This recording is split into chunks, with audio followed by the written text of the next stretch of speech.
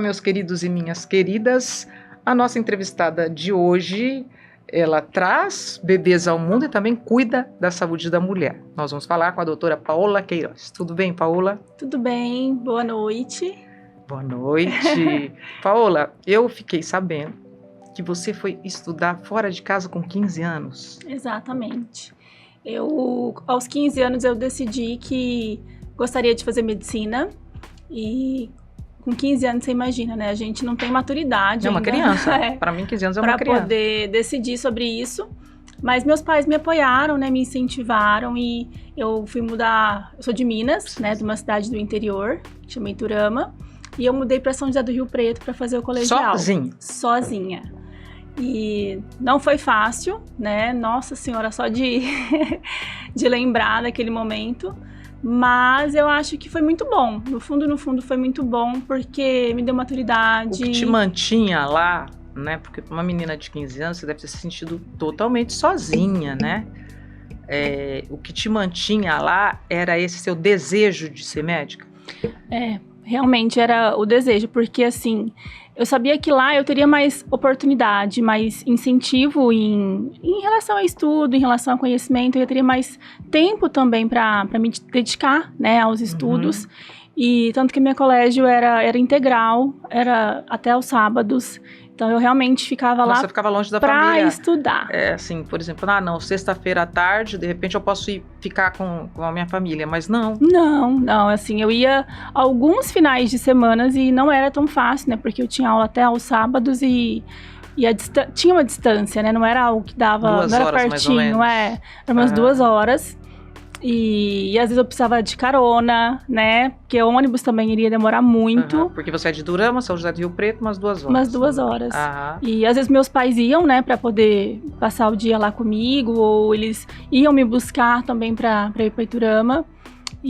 Mas foi um momento muito difícil, né? De ficar longe de casa nessa idade. O que eu mais sentia falta era os almoços de domingo na casa da minha avó. Almoço na casa da vovó. Exato, porque eu almoçava sozinha.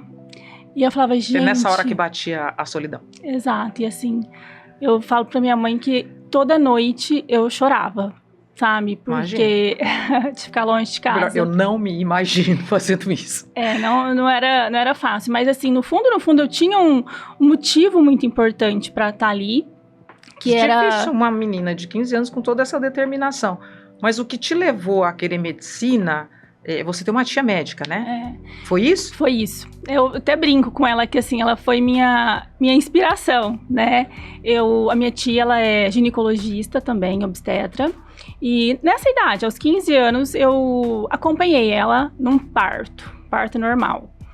E aí eu achei aquilo lindo, sabe? Assim, eu achei a força da mulher tão incrível, da onde que arruma aquela força toda, aquela vida, né? E aí surge o bebê, aquela coisa mais linda, é uma nova família.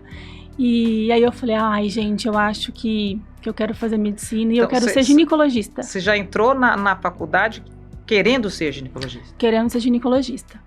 E ao longo da faculdade eu até cheguei a dar uma balançada, assim, né? Se eu realmente iria fazer ginecologia obstetrícia. Porque a gente acaba tendo contato com várias outras especialidades que são muito interessantes também, né? E que eu me identificava. E até quando eu acabei a faculdade, eu fiquei na dúvida se eu iria fazer ou não. Até cheguei a prestar oftalmo. Hoje em dia eu falo, meu Deus, não faria isso. Nada a ver comigo. Mas depois eu falei, não, realmente eu quero fazer ginecologia, obstetrícia, eu vou fazer. E eu, inclusive, eu fiz a minha residência no mesmo hospital que a minha tia fez, né? E assim, fiquei muito feliz, né, em ter conseguido aquilo que eu imaginei lá, com 15 anos, o que eu me imaginei no futuro, né, de entrar na faculdade, de fazer medicina, de fazer a ginecologia obstetrícia. Quando você fez o seu primeiro parto, como é que foi? É uma emoção tão grande. Até hoje, na verdade, sabe? Eu não faço tanto obstetrícia no consultório, mas no plantão eu faço obstetrícia, né? E é uma área que eu sou completamente apaixonada. E é uma emoção tão grande que até hoje, quando eu vejo um bebê nascer, a emoção daquela família, né? Que que está surgindo ali, né? Porque é uma Primeiro família choro, que nasce, né? ali, nasce um filho. Respirar fora do útero, o primeiro choro deve ser assim, muito. Nasce um filho, nasce uma mãe, nasce um pai, nasce uma família, né? E a gente Aham. cria tanta expectativa. Então, até hoje eu me emociono, assim. E foi gratificante. Primeira vez que eu fiz um parto foi gratificante. Eu falei, olha, realmente valeu a pena. Era isso mesmo. Era isso que eu queria. Aí você parte para uma área que eu julgo difícil, tá? Que você parte para querer fazer mastologia. O que te levou a escolher uma área tão difícil? Então, lá na residência, né, de ginecologia e obstetrícia, a gente acaba passando por várias áreas, né, várias subespecialidades da ginecologia e obstetrícia, e uma delas foi a mastologia. E aí, no meu último ano de residência, né, no terceiro ano, eu tive um contato maior com a mastologia. E eu achei assim, além da especialidade, que é a mastologia, mas a forma de você levar a informação de uma doença que é tão importante e que é tão prevalente, né, na nossa sociedade, na nossa população, né, e uma doença que a gente pode prevenir, uma doença que quando a gente faz um diagnóstico precoce...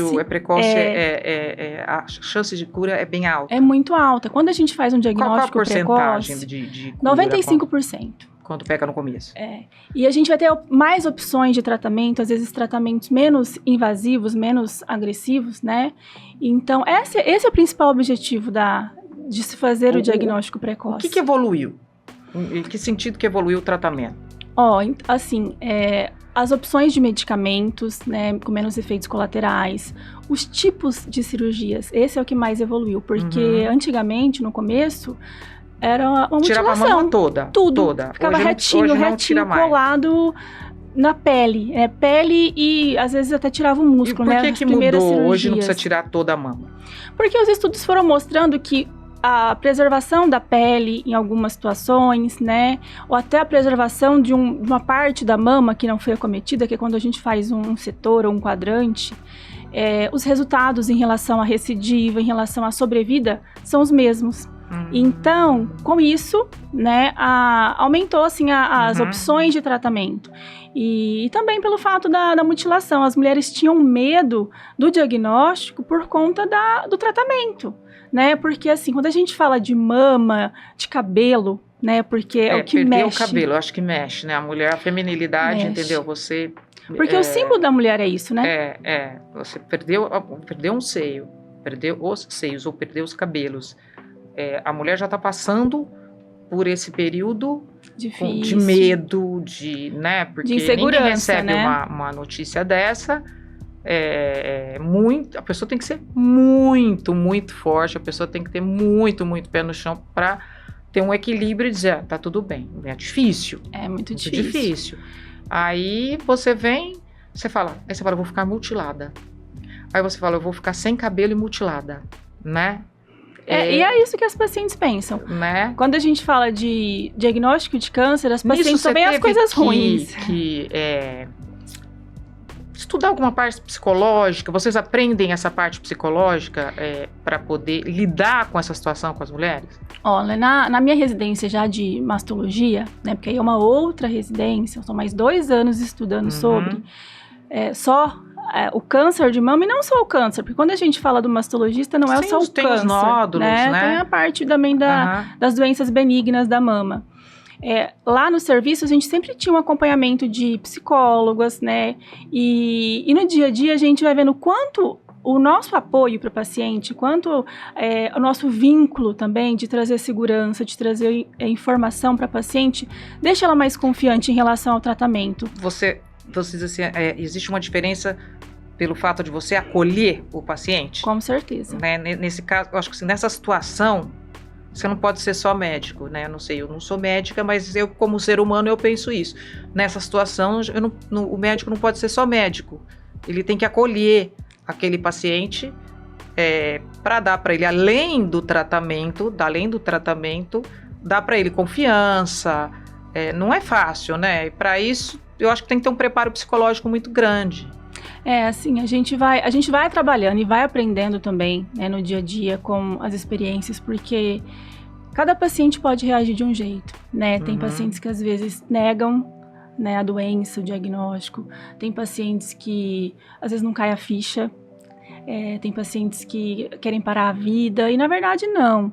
Eu sempre falo assim, que o diagnóstico Eles do acham câncer... que, assim, a paciente parece que, num primeiro momento, se eu recebesse essa notícia, eu acharia assim, eu recebi uma sentença de morte. Exato. Entendeu?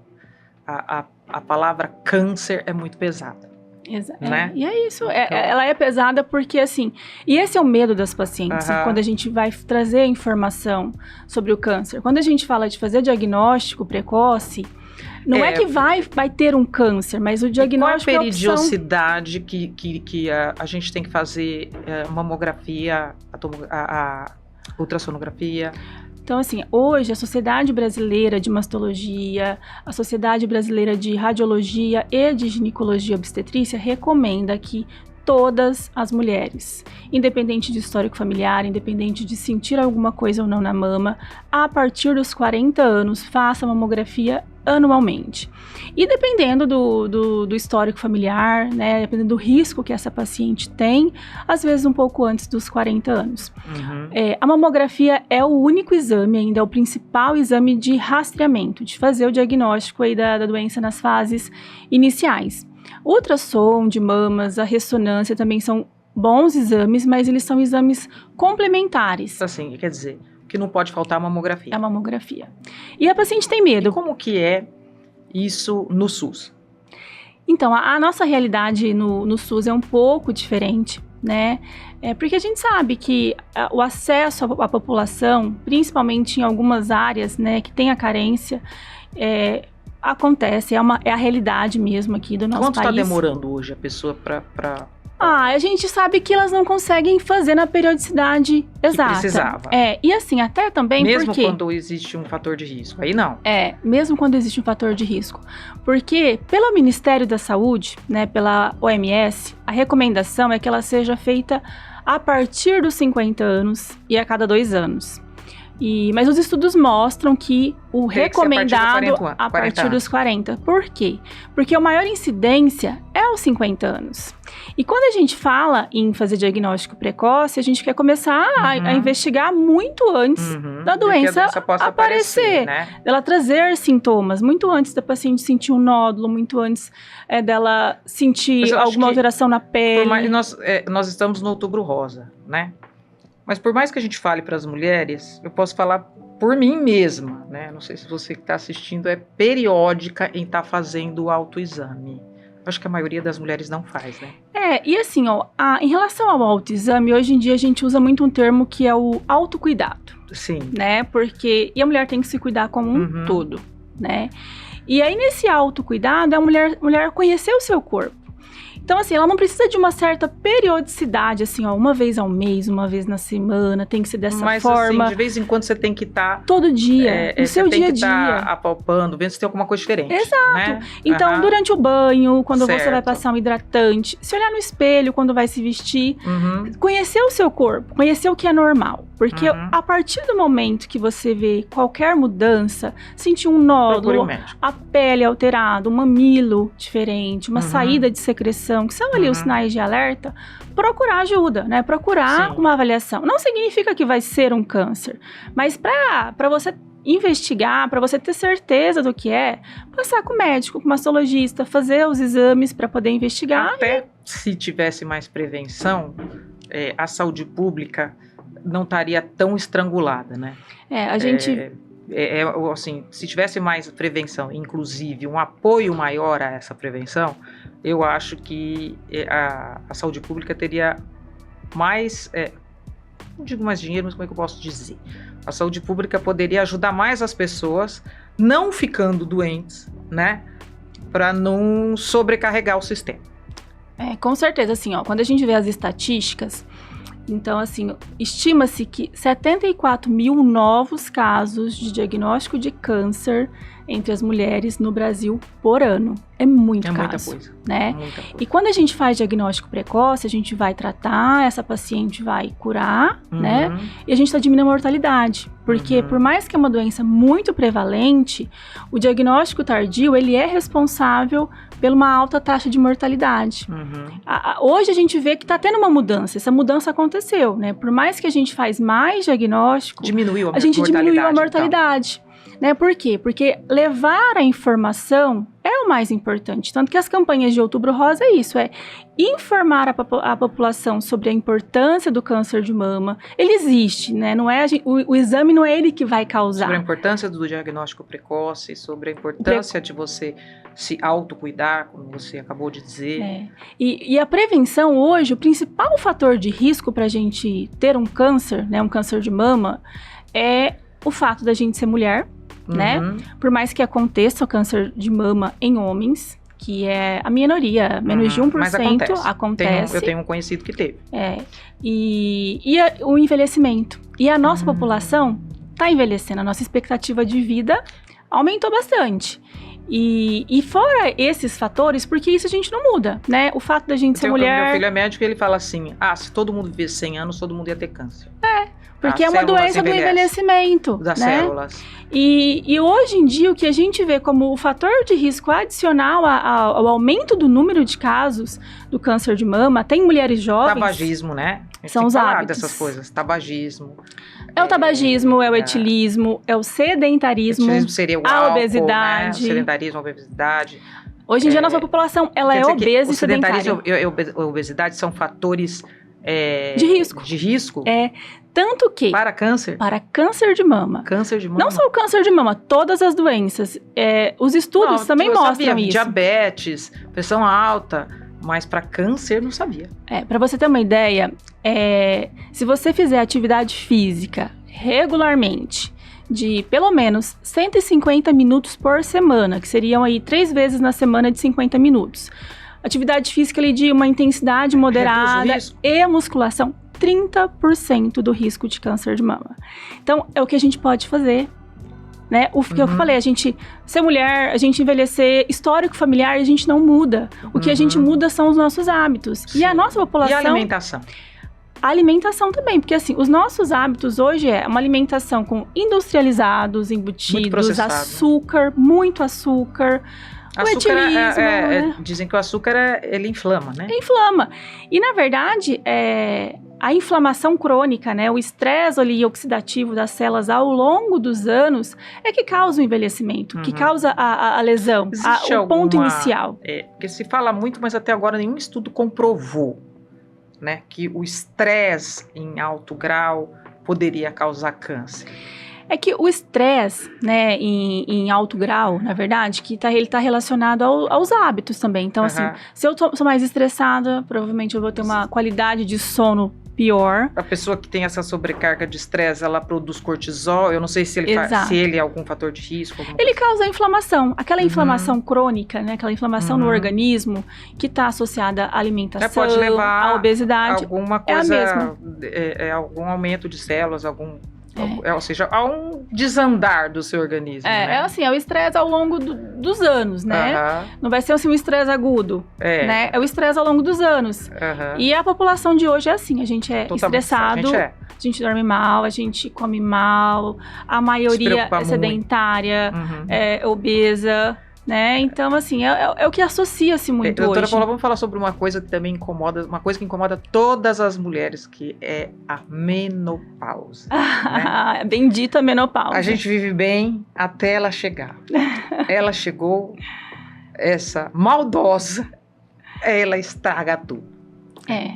E quem tem fatores de risco de câncer de mama, de útero, de ovário, é isso? Não pode fazer a reposição hormonal, né? Assim, hoje a contraindicação absoluta, né, que é aquela que não deve, não tem nenhum estudo que dê essa segurança pra gente fazer, é a paciente que teve ou tem. Então, ela tem um diagnóstico de câncer. Mas tem um histórico familiar?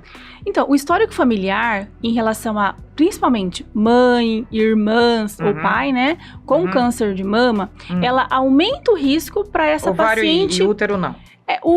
A de ovário, sim, né? Ovário, o de útero, não. Tá. Mas, geralmente, é o câncer de ovário e o câncer de mama, eles estão mais relacionados. Então, assim, recomenda-se que essa mulher não faça a reposição hormonal.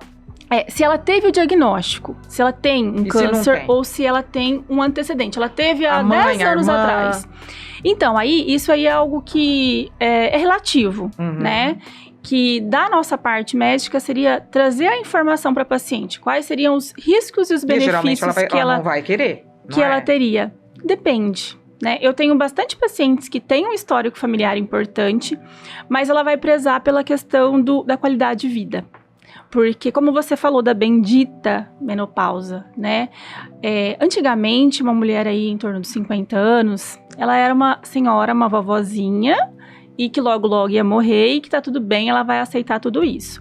Hoje não. Hoje os 50 é os novos 30. Ativíssima da vida dela. Exato. É quando a mulher ela vai aproveitar a vida, porque ela já estudou, trabalhou os filhos, ela já se organizou. Já se organizou, já os filhos já são criados, exatamente. E aí ela quer viver. Ela quer viver, ela quer ser disposta, ela quer se cuidar, ela quer ter uma vida sexualmente ativa. E ela se preocupa, porque esses sintomas, eles interferem muito na qualidade de vida. Diminui a libido mesmo, né? Total. A falta de hormônio, você imagina que assim, o que é a menopausa? Envelhece mais rápido. Envelhece, né? Ganha peso. A pele e aí até mais... uma dúvida, né? A paciente acha que é a reposição hormonal que engorda. E na verdade é o contrário, é a menopausa. Já ouvi gente dizer, eu comecei a fazer reposição hormonal e engordei 10 quilos. Não, querida. Eu faço.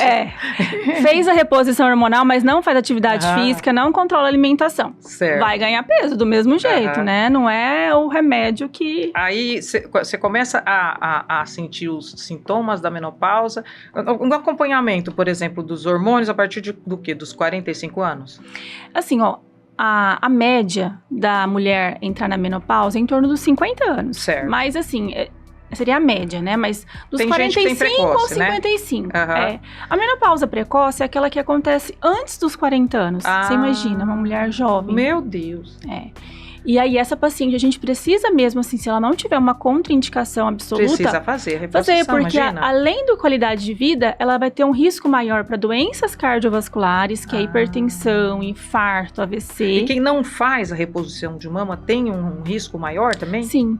A paciente que não faz reposição... porque, assim, pelo envelhecimento... Né, pela ausência do estrogênio, né, que é o hormônio ali feminino, ele pode sim aumentar risco para doenças cardiovasculares e osteoporose. E quando a gente faz a reposição, a gente está reduzindo o risco. E a gente sabe que as doenças cardiovasculares, a osteoporose, são doenças importantes, porque estão relacionadas à mortalidade. Né? A gente sabe que infarto... Tem uma tia que ela fala assim, ela caiu e quebrou a perna. Não! Ela quebrou e caiu. Mas fumava, que nem uma inveterada. Ela quebrou a perna e por conta disso ela caiu. Que por causa da osteoporose. E a osteoporose é isso, ela deixa o osso frágil, né? Fraquinho. E com a reposição a gente acaba melhorando. Então, assim, se a paciente não tem uma contraindicação, com certeza ela vai se beneficiar. Mas é que eu sempre falo para a paciente também que, assim, a menopausa ela não é uma doença. Ela é uma fase de vida que todo mundo vai passar. Mas essa reposição hormonal, ela pode ser feita até o fim da vida da mulher? Até quando ela se sentir bem. Porque eu ouvi falar, não pode passar de 7 anos, isso não tem nada a ver. Assim, quando a gente começou, né, a fazer reposição hormonal, teve vários estudos, até em relação ao risco de câncer. Então, foi um boom que surgiu, saiu no Fantástico, em todas as jornais, revistas, falando que a reposição hormonal matava as mulheres e dava um câncer de mama. Hoje, os estudos são diferentes, né? Por quê? Porque a via de administração desses hormônios são diferentes, o tipo desses hormônios, a dose é diferente. E então, a gente vê que melhora, além da qualidade de vida, ela reduz os riscos, né, das doenças. Então, a partir do momento que aquela mulher ela tem a indicação de fazer uma reposição, vale a pena, sim, ela passar por consulta, avaliar, entender realmente quais seriam aí os benefícios. E se for uma opção para ela, né, ela iniciar. E aí, essa questão também do tempo, de por quanto tempo deixar a reposição hormonal, a gente sabe que se a gente parar... tudo aquilo que a gente ganhou vai voltar, Exato, né? Todo o exato. risco que a gente diminuiu vai voltar. Então, a partir do momento que ela se sente bem fazendo a reposição, que ela deseja fazer e que aquela reposição não está trazendo nenhum prejuízo... Eu, como uma pessoa que faz, recomendo. Pra ela tá fazendo.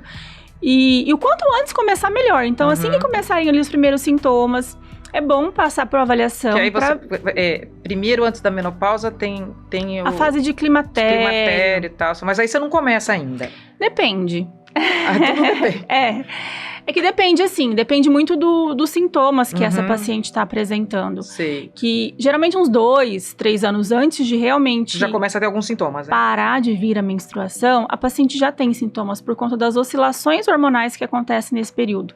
Porque assim, o ovário não para de funcionar de um dia para o outro. Ele vai perdendo, assim, a capacidade de produzir aquele hormônio e vai aos poucos. Às vezes ele produz um pouquinho mais, ela melhora, de repente... Essa não produção de hormônio causa irritabilidade também? Total.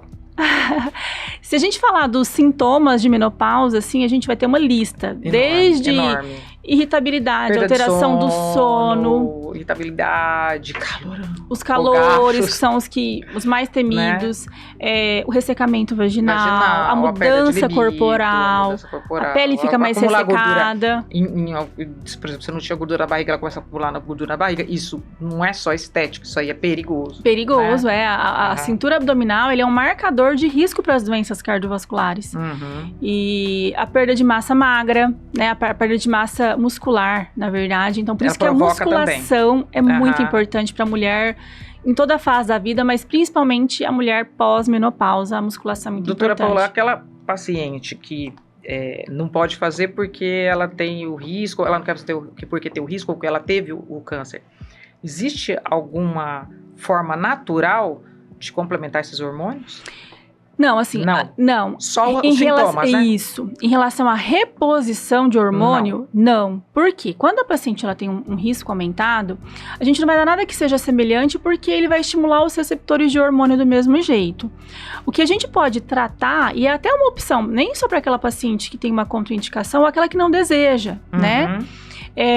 Seriam sintomáticos. Então, o que me incomoda é o ressecamento vaginal. Aí a gente vai tratar o ressecamento vaginal. Certo. O que me incomoda é a alteração do sono, é os fogachos. Então, você vai tratar ali a cada um, né, de forma individualizada, mas é o sintoma. Você não tá repondo o hormônio, então a gente não tá reduzindo o risco das doenças cardiovasculares e nem da osteoporose. Gente, eu como uma pessoa que faz reposição hormonal, há 10 anos, eu recomendo, que são muito mais benefícios do que contras, né? É muito mais benefício. Se a Paula quiser falar alguma coisa, agora que eu vi. Né? São muito mais benefícios para a mulher. A gente se sente muito melhor, né? Você imagina você estar sob aquele calorão, né? É horrível. Todo mundo que passa por isso sabe que é horrível. A paciente volta e fala assim, doutora, pelo amor de Deus, que bom que eu comecei a fazer isso, eu sou outra mulher. Mas você vai ter uma relação com seu marido, você vai ter dor, sabe? Então, e aí, se você tem dor, o que você vai fazer? Automaticamente não vai querer mais. Né? Se não é bom, por que você vai querer? Uma outra? E assim, não só essa questão, mas tudo saúde, que está envolvido. Tudo está envolvido aos riscos que pode trazer não repor esse hormônio. E assim, o cansaço também, sabe? Aquela sensação do envelhecimento, que hoje as mulheres gostam de se cuidar muito, né? E tudo isso vai estar envolvido aí na questão da reposição. Acho que vale a pena sim. Se a paciente não tem nenhuma contraindicação, passar por consulta, avaliar certinho, fazer os exames, ver realmente quais são os riscos e benefícios e assim, em conjunto com o médico, né? Optar qual seria aí a melhor opção para ela, se seria fazer a reposição ou não. Então, percebeu que tá chegando no climatério, procure um médico, porque como está dizendo a doutora, é melhor para a sua saúde fazer do que não fazer. A não ser que tenha contraindicação, aí realmente não vale a pena, mas do contrário, hoje em dia a gente vê quantos benefícios as mulheres têm em fazer a reposição hormonal. E que recomendação você daria, qual é a coisa mais importante para a saúde da mulher nesse sentido, né, ginecológico? em relação a o que seria melhor para ela? Não, assim, em relação os cuidados que ela tem que ter. Os cuidados que tem que ter. Bom, assim, o primeiro de tudo é mudança dos hábitos. O primeiro de tudo é se alimentar bem, dormir bem e fazer atividade física. Se movimentar, musculação. Esse é o primeiro, assim, que depende dela, né? E as rotinas periódicas, né? Passar com o médico, ginecologista, pelo menos uma vez ao ano, né? Mesmo que ela não esteja sentindo nada. Hoje a gente fala bastante a partir da menarca, que seria a partir da primeira menstruação, já levar ao ginecologista. E até para quebrar um pouquinho aquela relação médico-paciente, porque as meninas começam a ter medo, né, de procurar o ginecologista, e às vezes elas vão ficar em dúvidas do que é certo, do que é bom, do que é normal, né, e o ginecologista vai, na verdade, trazer as orientações, as informações corretas. Fugindo um pouquinho do assunto, já quase para terminar, já que nós estamos conversando sobre a partir de que idade, e que a doutora disse que a partir da primeira menstruação, a partir de que idade uma menina pode começar a tomar o anticoncepcional? Porque assim, a gente ouve dizer os mitos, não pode, muito nova não pode, né? Assim, o anticoncepcional, ele é um medicamento, né? E todo medicamento a gente tem que pesar quais são os riscos e os benefícios. Então, a partir do momento que aquela paciente ela se beneficia em usar um anticoncepcional, seja para evitar uma gravidez, né? Porque é muito melhor tomar um anticoncepcional, né, do que uma gravidez na adolescência. Na minha época eu tomei hormônio, mas pode ser também anticoncepcional, né? Quem tem ovário policístico. Sim. Na síndrome de ovário policístico, o anticoncepcional ele ajuda a regularizar o ciclo, né? Porque aquela paciente provavelmente vai ter ciclos longos, ciclos irregulares. Certo. Então ele ajuda a regularizar. Então, assim, seria a partir de quando ela tivesse... Assim, não tem uma idade limite. Seria quando ela tivesse algum benefício. Então, se ela iniciou a vida sexual dela e ela não deseja uma gravidez, porque uma gravidez na adolescência é algo muito mais grave do que o uso de um anticoncepcional. Às vezes a gente faz uso para poder reduzir o fluxo, porque aquela paciente sangra bastante. Porque me parece que tem muita menina aí de 13 anos, 14 anos sendo mãe, né? Sim, é a realidade, por conta de falta de informação, né? De medo, porque ela vai ter relação sexual, independente de usar anticoncepcional ou não. Ela vai porque ela conhece alguém, porque às vezes ela não teve a orientação, assim, da mãe, né? Dos pais, da escola, da população. Por um ginecologista no SUS? Não. Hoje em dia, vou dar o exemplo de Araçatuba, né? Na rede no SUS, a maioria das UBSs não tem um ginecologista, né? Geralmente tem os ambulatórios de especialidade, que aí ali sim vai ter o ginecologista. Então, essas pacientes vão receber o primeiro atendimento por um clínico geral e aí elas vão ser encaminhadas. E aí, dependendo da queixa, pode ser que ela demore, sim, um pouco mais. Mas, na verdade, não é uma realidade só de Araçatuba, né? É uma realidade do Brasil, né? A gente tem, às vezes, poucos especialistas, pouco acesso para o tamanho da população que a gente tem, né? Pouca infraestrutura em saúde para o tamanho da população que a gente tem. Então, acaba sendo uma carência realmente.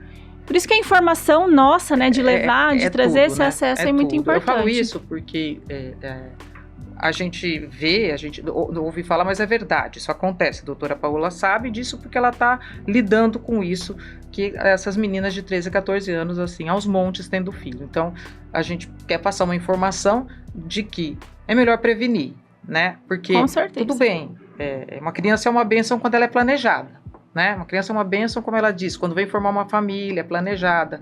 Uma menina de 13, 14 anos, ao meu ver, não está preparada para ser mãe, né? Então, eu coloquei esse assunto aqui para que, se você tem uma filha de 13, 14 anos e você acha que ela vai iniciar atividade sexual, procure um médico, né? É melhor essa menina tomar um anticoncepcional, melhor ela prevenir do que amanhã vir uma gravidez indesejada. E assim, tem que conversar, né? Os pais têm que levar a informação, porque a falta de informação, o medo, né, é que vai fazer ela, às vezes, errar. E uma gravidez na adolescência não é só a questão da saúde daquela paciente, né, da gestante. Não, tem o depois, né?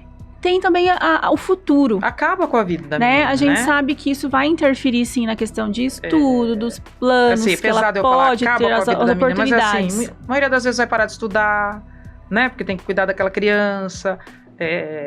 Como é que vai formar uma família com essa idade? É uma gravidez na adolescência, é algo que pode sim, né? Como você falou, filho é uma bênção, sempre é muito bem-vindo. Não vamos generalizar, mas também não vamos romantizar. Né? E na maioria das vezes das gravidezes na adolescência, são gravidezes não planejadas, né? E que a gente poderia evitar com orientação, explicando sobre os métodos contraceptivos, que são vários, né? E quando a gente fala de contracepção, a gente também tem que lembrar das doenças sexualmente transmissíveis. Que são muitas. E que não é o anticoncepcional, né? Com certeza. É o uso do preservativo, né? E que também tem muito essa falta de informação. E preservativo, assim, você pode ir no postinho de saúde, né? Nas UBSs, que vai ter lá os montes. Filhos, eu sei que os filhos falam, mas usar preservativo? Ai, é horrível. Mas não é melhor usar o preservativo e se prevenir de alguma doença? Né? Exato. E assim, uma doença é algo que também muda muito, dependendo, né? Dependendo da doença. Da doença, vai mudar é algo que pode mudar muito. Pode mudar pro resto da vida. Então, assim, é algo Doutora, que a gente tem que pensar. Muito obrigada pela sua participação. Obrigada a você. Foi um prazer estar aqui, uma honra, né, estar sendo entrevistada por você, por essa mulher maravilhosa. Imagina, você me deu, assim... admirável. Assim, o seu conhecimento, né, gente? Acho que esclareceu muitas dúvidas. Muito obrigada mesmo. Obrigada a você. E para vocês, um beijo no coração e até a semana que vem com mais um Histórias.